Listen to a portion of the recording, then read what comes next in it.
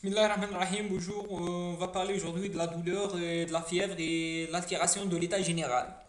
On va commencer comme l'a dit un proverbe qui dit il n'y a qu'une douleur qu'il soit facile de supporter, c'est la douleur des autres. Le plan de cours, on va parler dans grande partie de la douleur et après on va parler de la fièvre et de l'altération de l'état général. La douleur, selon l'Organisation mondiale de la santé, c'est une expérience sensorielle désagréable associée à une lésion tissulaire réelle ou potentielle.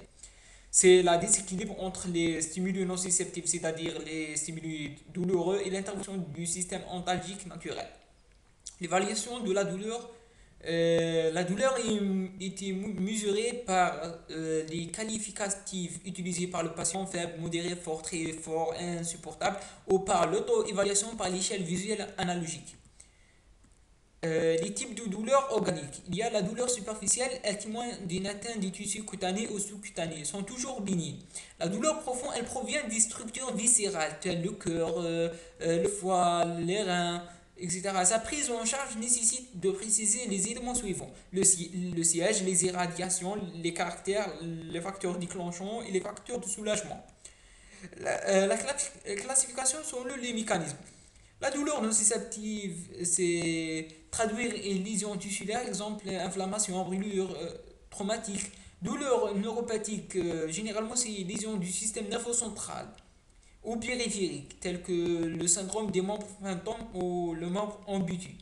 La douleur dysfonctionnelle, il y a longtemps appelée psychogénique, c'est pas de lésion. Traitement de douleur nociceptive. Il y a trois paliers. Le palier 1, c'est paracétamol plus antalgique et l'antipyrétique. Le palier 2, c'est la morphinique mineure, telle que la codéine. Le palier 3, c'est la morphinique majeure, telle que la morphine injectable. Traitement par TNS. C'est une nouvelle technologie en train de recherche par stimulation magnétique transcrânienne au niveau de l'aube sensorielle des patients qui ont des douleurs chroniques. La température corporelle est réglée entre 36 le matin et 37 et demi le soir. La valeur entre les deux bandes définissent la périxie, c'est l'absence de fièvre. Fièvre avec une vitesse de sédimentation normale, c'est-à-dire fièvre en absence d'inflammation. Soit en cas d'exposition à une température extérieure extrême, soit à l'occasion d'un exercice physique intense, soit à l'intervention des hormones capables de stimuler le centre de régulation hypothalamique, tels les hormones thyroïdiennes, la grossesse et les progestatifs. La fièvre avec une vitesse de sédimentation élevée. C'est généralement suite à une réaction inflammatoire via la sécrétion de l'interleukine 1 libérée par les leucocytes et qui agit sur l'hypothalamus en déclenchant la sécrétion de prostaglandine qui allume la fièvre. L'aspect de la courbe thermique, soit une fièvre continue ou en plateau, soit une fièvre intermittente, soit une fièvre tierce, fièvre croître, fièvre récurrente.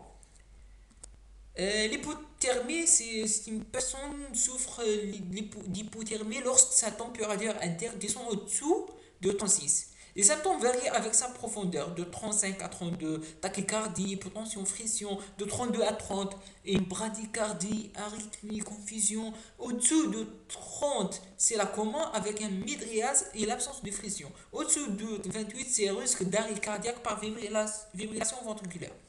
L'altération de l'état général et l'asthénie est distincte de la fatigue par diminution. La fatigue, c'est une diminution normale des forces de l'organisme. Peut être physique ou psychique. L'anorexie, c'est la manque d'appétit. L'amaigrissement, c'est perdre plus de 5% de poids corporel usuel. La cachexie, autrement appelée marasme, c'est la forme la plus avancée de l'altération de l'état général, caractérisée par un amaigrissement extrême avec survenue d'un odème, l'asthénie profonde et perte complète de l'appétit. Je vous remercie pour votre attention. À la prochaine.